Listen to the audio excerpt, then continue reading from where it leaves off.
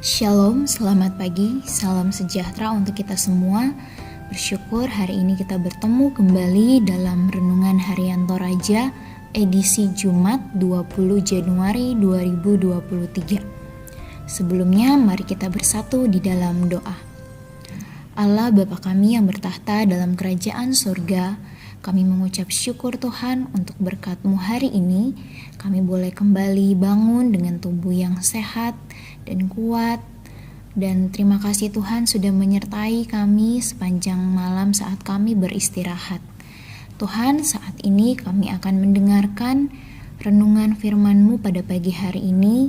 Kiranya Tuhan memberkati kami sehingga kami bisa fokus untuk mendengarkan renungan pada pagi hari ini. Terima kasih Tuhan, ini doa kami. Di dalam nama Tuhan Yesus kami berdoa dan mengucap syukur. Haleluya, amin. Pembacaan kita pada pagi hari ini terambil dari Kisah Para Rasul 8 ayat 26 sampai 40. Sida-sida dari tanah Etiopia. Kemudian berkatalah seorang malaikat Tuhan kepada Filipus, katanya, "Bangunlah dan berangkatlah ke sebelah selatan menurut jalan yang turun dari Yerusalem ke Gaza. Jalan itu jalan yang sunyi." Lalu berangkatlah Filipus adalah seorang Etiopia, seorang sida-sida, pembesar dan kepala perbendaharaan Sri Kandake, Ratu Negeri Etiopia yang pergi ke Yerusalem untuk beribadah. Sekarang orang itu sedang dalam perjalanan pulang dan duduk dalam keretanya sambil membaca kitab Nabi Yesaya. Lalu kata Roh kepada Filipus, "Pergilah ke situ dan dekatilah kereta itu." Filipus segera ke situ dan mendengar sida-sida itu sedang membaca kitab Nabi Yesaya. Kata Filipus, "Mengertikah Tuan apa yang Tuan baca itu?" Jawabnya, "Bagaimanakah aku dapat mengerti kalau tidak ada yang membimbing aku?" Lalu ia meminta Filipus naik dan duduk di sampingnya. Nas yang dibacanya itu berbunyi seperti berikut. "Seekor domba ia dibawa ke pembantaian, dan seperti anak domba yang keluh di depan orang yang menggunting bulunya, demikianlah ia tidak membuka mulutnya. Dalam kehinaannya berlangsunglah hukumannya. Siapakah yang akan menceritakan asal-usulnya? Sebab nyawanya diambil dari bumi." Maka kata sida-sida itu kepada Filipus, "Aku bertanya kepadamu, tentang siapakah Nabi berkata demikian? Tentang dirinya sendiri atau tentang orang lain?" Maka mulailah Filipus berbicara dan bertolak dari nas itu. Ia memberitakan Injil Yesus kepadanya. Mereka melanjutkan perjalanan mereka dan tiba di suatu tempat yang ada air. Lalu kata sida-sida itu, "Lihat, di situ ada air. Apakah halangannya jika aku dibaptis?" Sahut Filipus, "Jika Tuan percaya dengan segenap hati, boleh." Jawabnya, "Aku percaya bahwa Yesus Kristus adalah Anak Allah." Lalu orang Etiopia itu menyuruh menghentikan kereta itu dan keduanya turun ke dalam air, baik Filipus maupun sida-sida itu. Dan Filipus membaptis dia. Dan mereka setelah keluar dari air, Roh Tuhan tiba-tiba melarikan Filipus dan sida-sida itu tidak melihatnya lagi. Ia meneruskan perjalanannya dengan sukacita. Tetapi ternyata Filipus ada di Asdod. Ia berjalan melalui daerah itu dan memberitakan Injil di semua kota sampai ia tiba di Kaisarea. Amin, firman Tuhan. Tema renungan kita pada pagi hari ini adalah melangkah dalam kuasa Roh Kudus.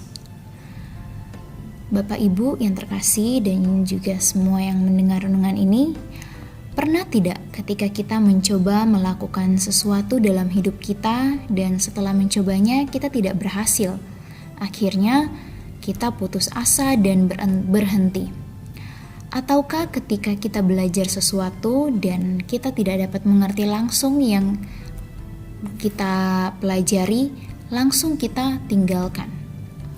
Pengalaman Filipus bersama seorang pejabat Ethiopia yang sedang membaca kitab Nabi Yesaya adalah hal yang luar biasa.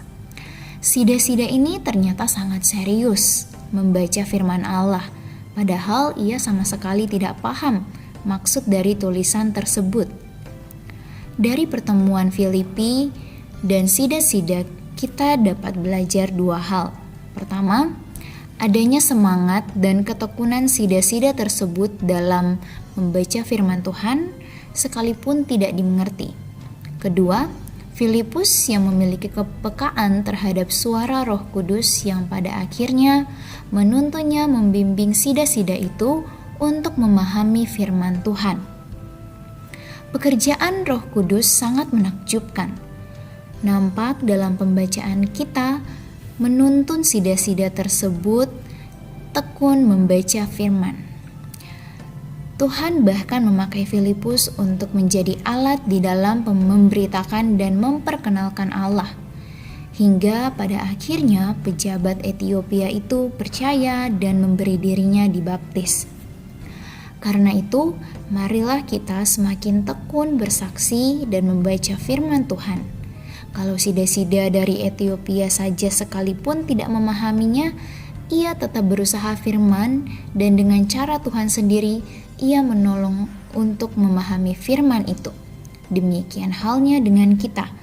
Tuhan sendiri akan menolong kita untuk memahami firman-Nya. Oleh kuasa Roh Kudus, kita akan mengerti firman dan kehendak-Nya, asalkan kita membuka hati kita seperti pejabat Ethiopia yang membuka hatinya untuk dituntun oleh kuasa Roh Kudus. Amin firman Tuhan. Mari kita berdoa. Allah Bapa kami dalam kerajaan sorga, sungguh indah firman-Mu pada pagi hari ini yang terus mengingatkan kami bahwa kami adalah manusia yang terbatas dan kami membutuhkan tuntunan daripada-Mu untuk memahami semua firman yang sudah Tuhan tuliskan di dalam Alkitab. Tolong kami Tuhan supaya setiap harinya kami boleh memberikan hati kami untuk memahami dan mau untuk mempelajari firman-Mu. Tuhan, kami mau serahkan kegiatan kami pada pagi hari ini, bahkan sepanjang hari ini ke dalam tangan pengasihan-Mu. Biarlah Tuhan yang terus menuntun dan menyertai kami. Berkati kami yang mungkin dalam kelemahan tubuh atau mungkin dalam keadaan berduka cita, biarlah Tuhan memberikan pemulihan dan juga boleh Tuhan hiburkan hati kami. Kami mau serahkan seluruh pergumulan hidup kami ke dalam tangan pengasihan-Mu, biarlah Tuhan yang terus menyertai. Di dalam nama Tuhan Yesus kami berdoa dan mengucap syukur. Haleluya. Amin. Demikian renungan kita pada pagi hari ini. Terima kasih, selamat beraktivitas. Tuhan Yesus memberkati.